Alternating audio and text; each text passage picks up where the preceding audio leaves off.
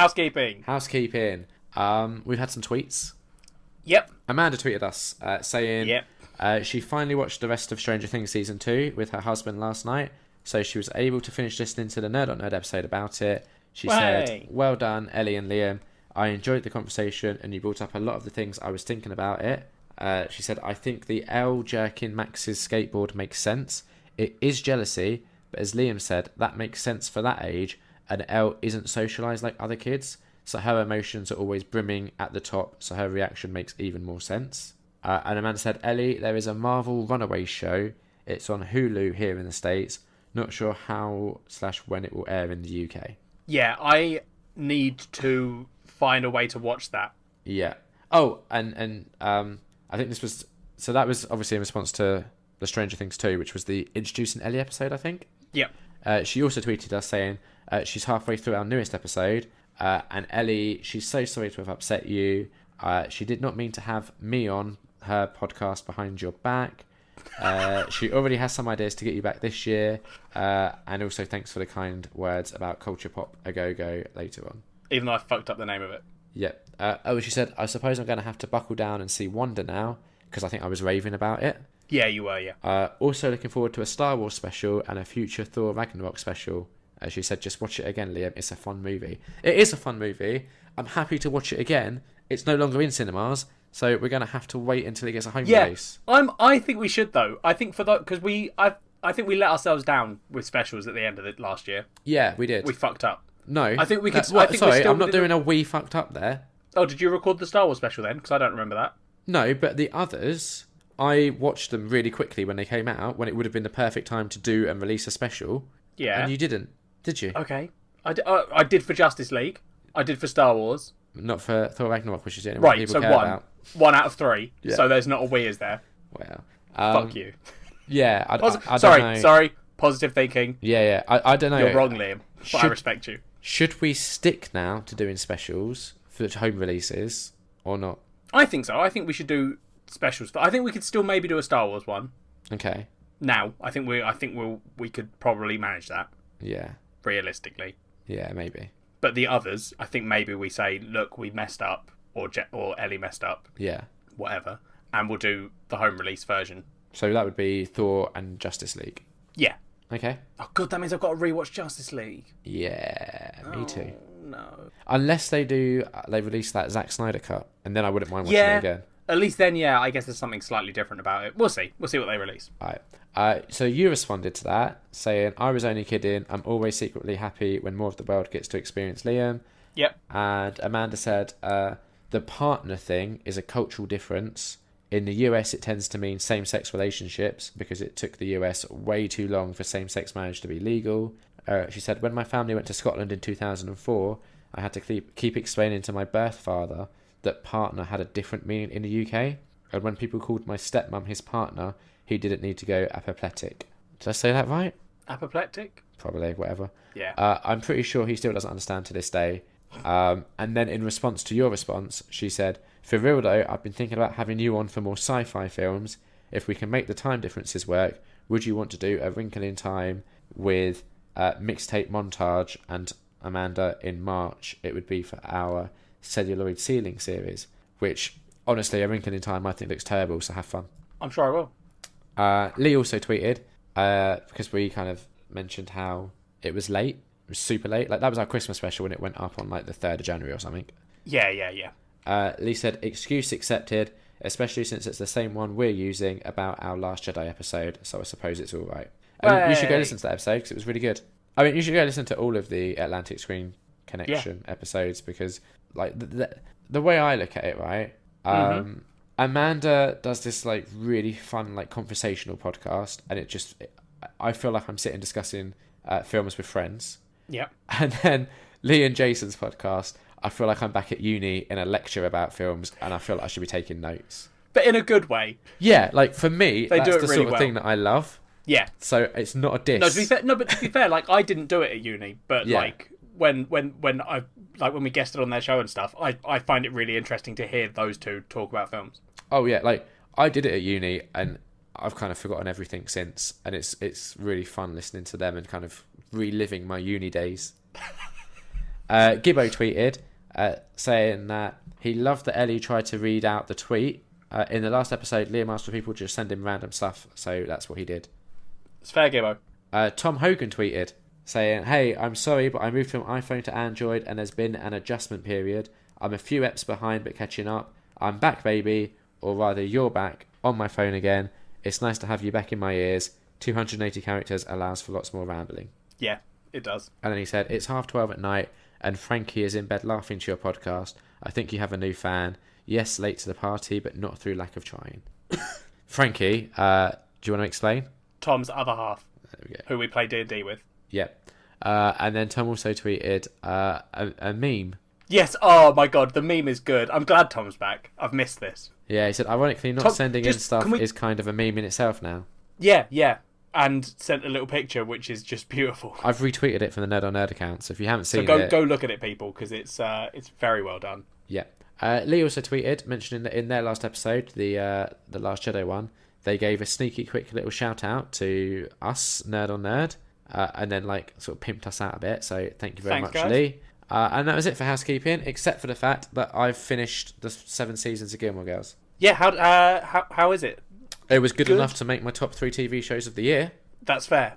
But do the other seasons hold up? Does it get better?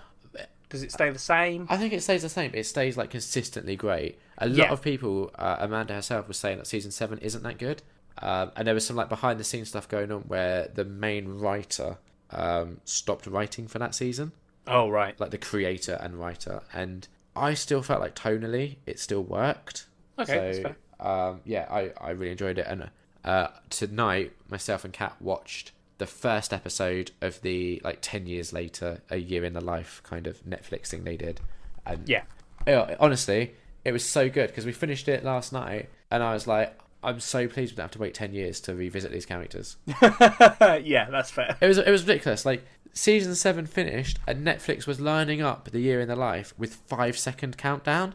And I was like, Jesus Christ, Netflix. People had to wait 10 years to process their feelings of this finale. You're not even giving me 10 seconds.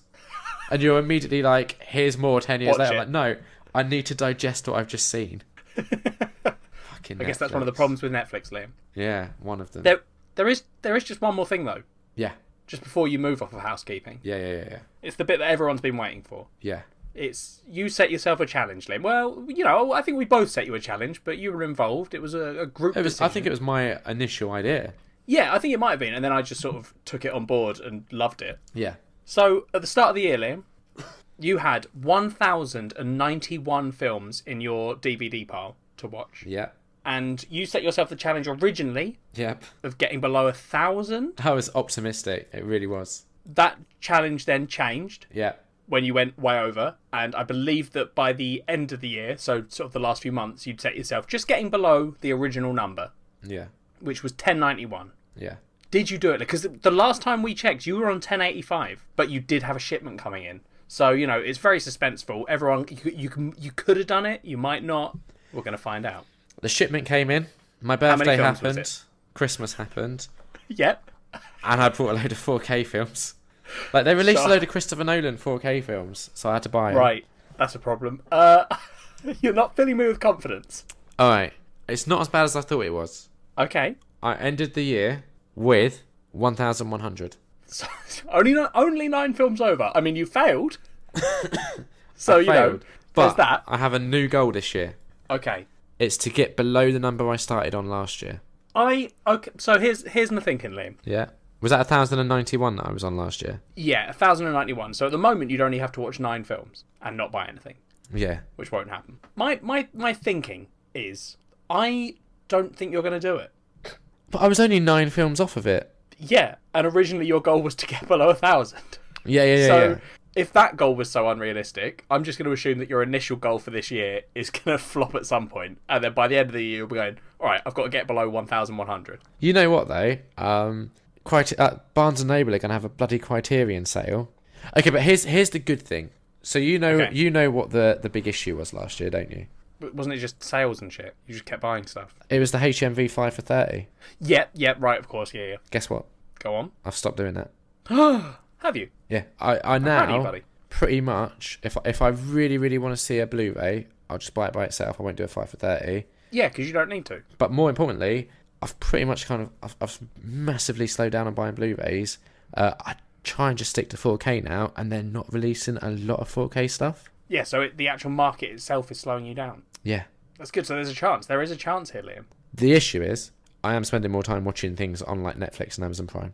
Yeah, so you're watching less films as well. Well, no, but I'm watching films on there. You're watching less of your stack. Yes, exactly. Yeah, got you.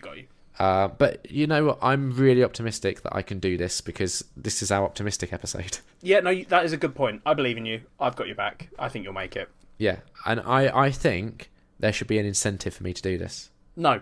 Well, not even like just a little something. What? I don't know, like a film. I'm not getting you a film. Buy me a film.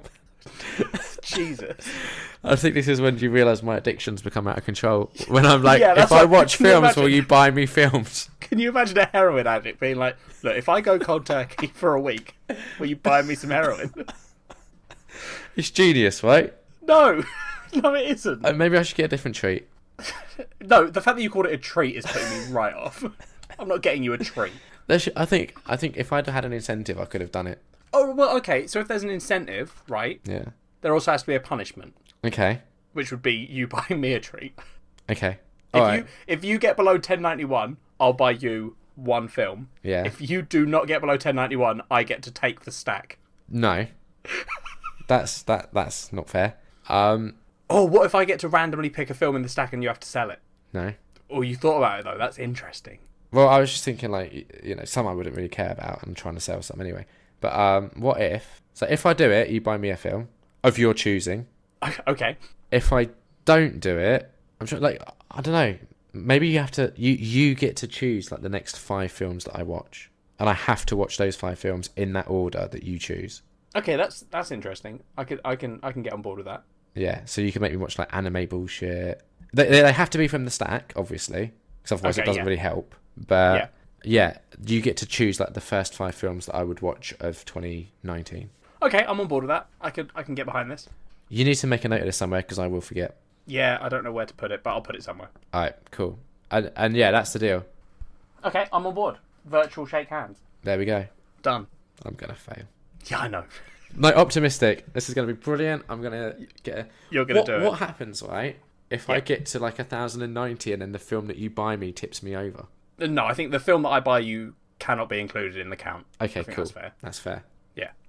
I'm just making sure there's no like.